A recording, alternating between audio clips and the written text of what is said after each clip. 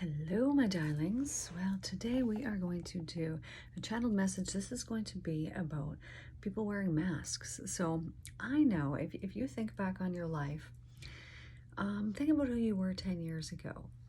You were still you, but you're a completely different person than you are today. So would it be fair to say that was you back then, and that maybe you've grown now? Or would you say that was fully you and in 10 years from now you'll be fully something else? Or would you say that perhaps you've always been the exact same, but you're just kind of playing a character depending on what's going on in your life? Anyways, I don't know if any of that made any sense, but we're just going to do a channeled message because that's what I was told was what was important. So lately here, guys, I've been like, I get this really, really, really nice feeling in my right ear when I'm hearing the truth, or when I'm speaking the truth, things like that. So anytime that I kind of tuned in, like just 2 seconds ago when I was like, what's the video on today? And was told, okay, it's about kind of being incognito or wearing masks, and I can like feel it in here. So anyways, not that you care. Okay, ready? I'm gonna close my eyes, my eyelids are gonna flutter, and it might freak you out, so just don't look and you can just listen. This is about going through the world wearing a mask, being incognito. Beginning, back at the very beginning, we had this idea of who we were. But at that time, way back in the beginning, when we came back as infants, we didn't even know what that meant. You might have laid in your little bed, observing the world around you. And if you were to really think back to this time and really put yourself back there in this time, you might notice things felt quite different than what they do right now. But at the same time, they almost felt exactly the same. Now, what happened as you progressed through your years was you were told things about me, about you, about who you are. Let me give you an example of this. Someone might have said, oh, you're a good girl or a good boy. You took that information in and you believed it, and you acted according to that information that was provided to you. Now, if you look at the opposite side of this, perhaps when you were little, you were told, you're a bad boy, or you're a bad girl, or you're being very bad. Well, you took this productive information in and allowed it to dictate the world around you and to live up to its expectations of you. Now, the thing about this is, we have thousands, hundreds of productive information given to us in any given day or century or set of years. What we do with this information brings us to the conclusions that we end up in. So let's say, for example, in your life, you lived out a period of time when you were addicted to drugs or alcohol. During that time, you would have identified yourself very differently than you will now if you've overcome that addiction. Just the same as any addiction or anything that you've ever wanted to stop doing or start doing. Once you've stopped or once you've started, you feel very powerful. You take your power back. Now, the only reason that you don't have this power in the first place is because of the productive things that were said to you in your younger years. Those established beliefs about yourself, which in turn become external in your world visibly by actions and words. Now, the problem with this is many of these actions that we take are based on false beliefs. In fact, almost all of them are. I want you to know this and understand this very deeply, because this is really what matters. The visible world around you is a manifestation, is an external manifestation of the internal beliefs which you hold to you so dearly. The visible world that you see around you is a reflection of the inner world of your experiences, your beliefs, and the actions that you've taken because of these experiences and beliefs. They manifest in the outside visible form as actual matter. When you walk through this world, you take a step in front of you. You believe and expect, this is the big part, you expect that the ground will meet your feet in front of you.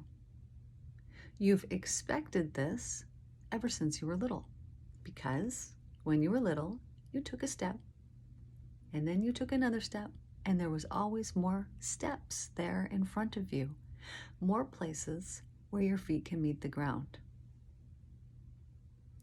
This developed trust between you and the earth around you. You trust explicitly that there will always be a step for you to take in front of you.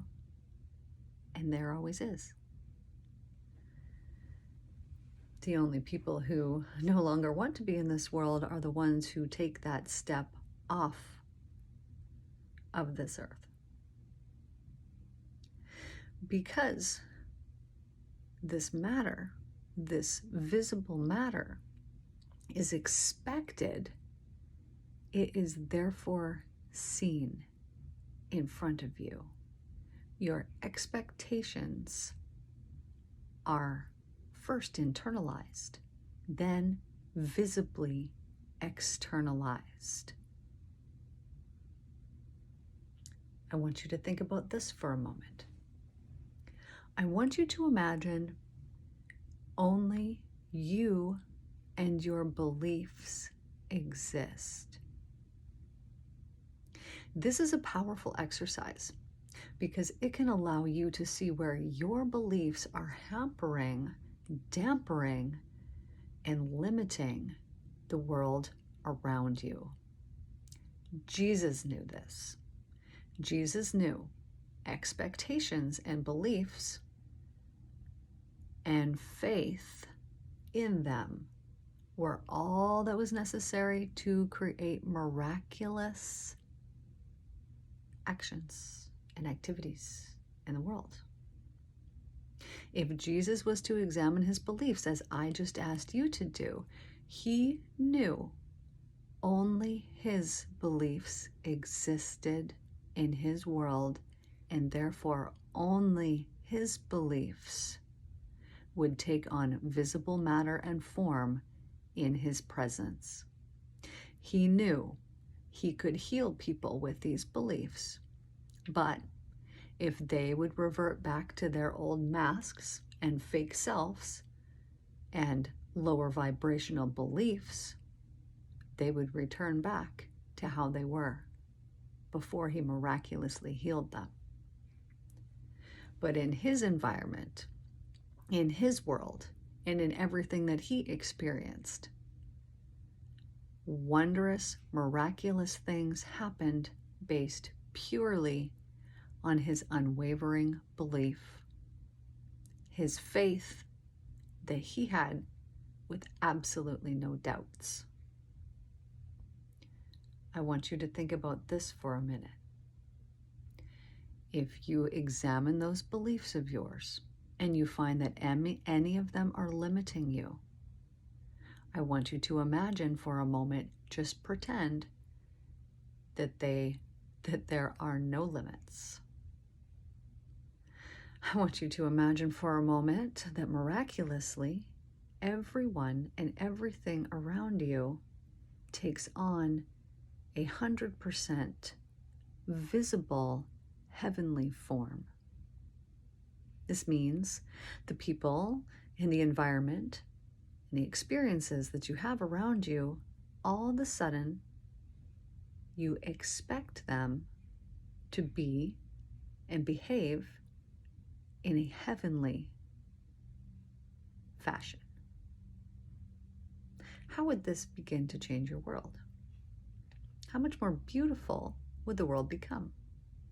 How much more beautiful would the people become? I want you to understand this. The world can only be as beautiful outside as you believe it is inside. If you believe yourself to be ugly or cruel, the world outside you will be a reflection of that, and you will see the ugly and the cruel in the people, the places, the environment, and the things that occur in your world. If you believe yourself to be made perfectly of heavenly divine love, and you truly believe that love is in everything, you will see it and witness it in everything that exists.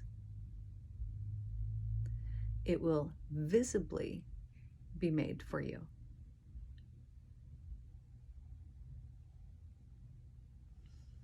When you think about what mask you're wearing, I want you to imagine for a moment that there was no mask, that there really was no you, just your soul. So imagine that you could take away your body and just float in the space of your soul. It's peaceful, there's harmony, and there's unity that is there in this peaceful, beautiful, wonderfully made space.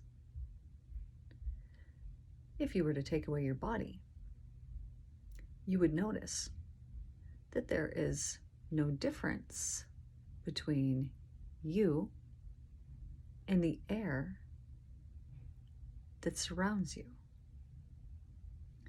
You would notice it's the same form.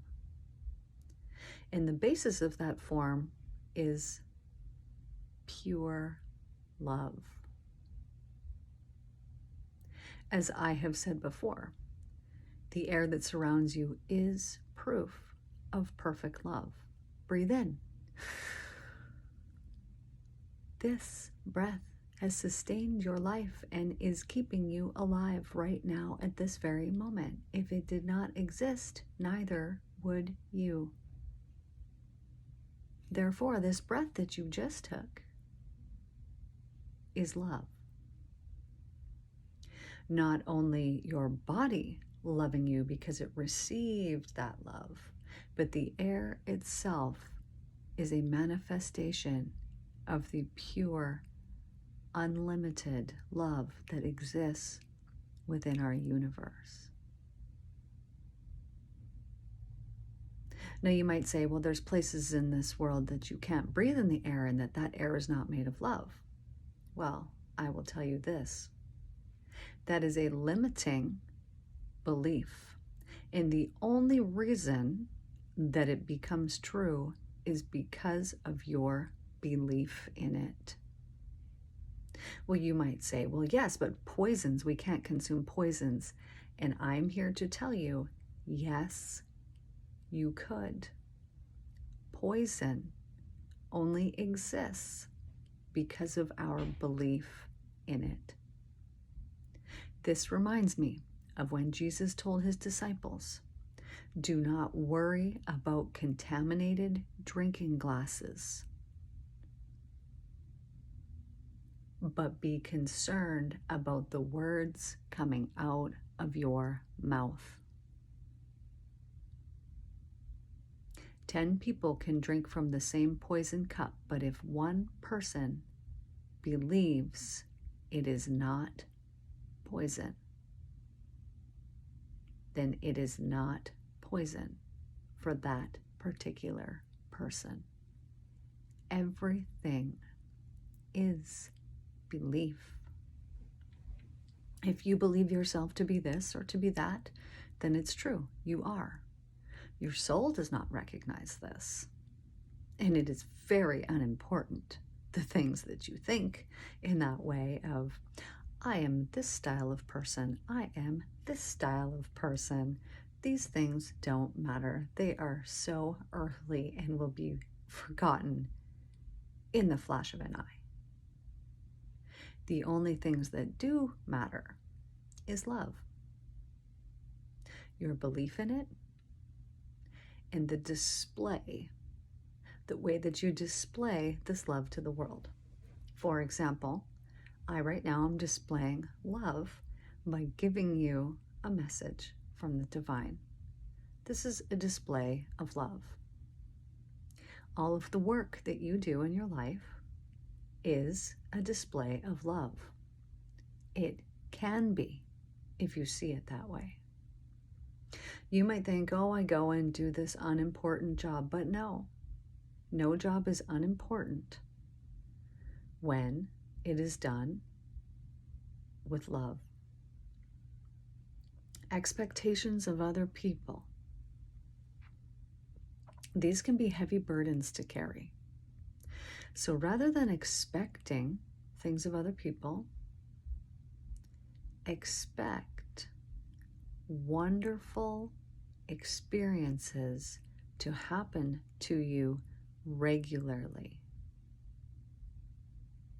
Tell yourself, I magnetize wonderful people and experiences to myself daily or regularly. I magnetize and experience wonderful experiences with wonderful people in my life regularly.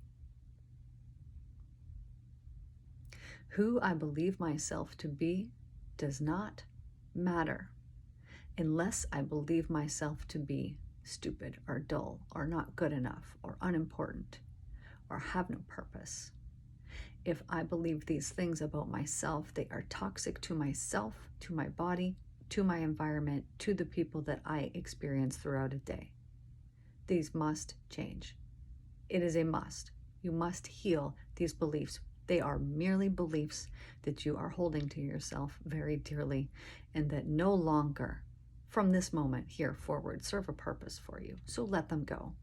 Heal them. Work on them. It's important. What you experience in your world and in your environment is a reflection of your innermost world. If you do not like what you see, examine your mind. All begins and ends in the mind through consciousness. I want you to know that you have been loved. You will be loved. Always, always, always, forever, always. It might not seem important to understand that or to hear that, but it means very powerfully that you are cared for at a soul level and that your purpose here has importance and matters deeply. Love can be nothing other than what it is.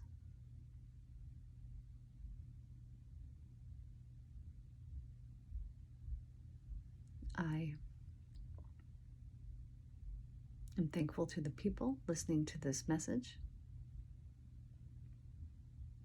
The expectations are that the correct people, the right people, have heard this message today and received it fully and understand and are willing to examine their beliefs and compare them in contrast with their environment and the world around them to see that they are the creators of their world. And therefore, Wonderfully made they are.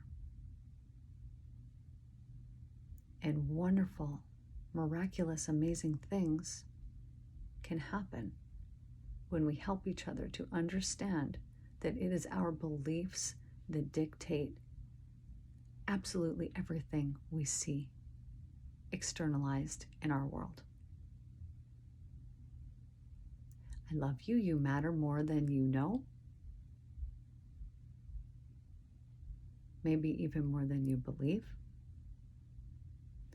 You are here and hearing this message because it serves a purpose for you. I'm thankful for you all. Thank you for witnessing this message today. Well, whew. Thanks, guys. I don't know if y'all have read or listened to the Christ letters. That was what I was studying when I had these amazing, beautiful, miraculous enlightenments happen to me. So if you have not looked at the Christ letters, you can listen to them for free here on YouTube. Just look them up. There's 9 letters, and then there's like articles and things. They're all good. Each letter is different. But it really talks about Jesus's actual message, and it was talking about consciousness, and telling us how he created his miracles, essentially. And it's through belief, with no doubt. I've experienced it. I've done it, and it's amazing. And it'll transform and change your life, and it'll change your world and your environment. And I love you all, but like I mentioned last video, I'm headed to Canada. I'm going there tonight. I fly out in a few hours. So if I don't see y'all in over this next week, I'll try though. But if I don't, I will see you when I get back. I love you guys. Thanks for your likes and comments and shares and all of the stuff and all of the things. I love you all so much, and I will see you guys in the next video.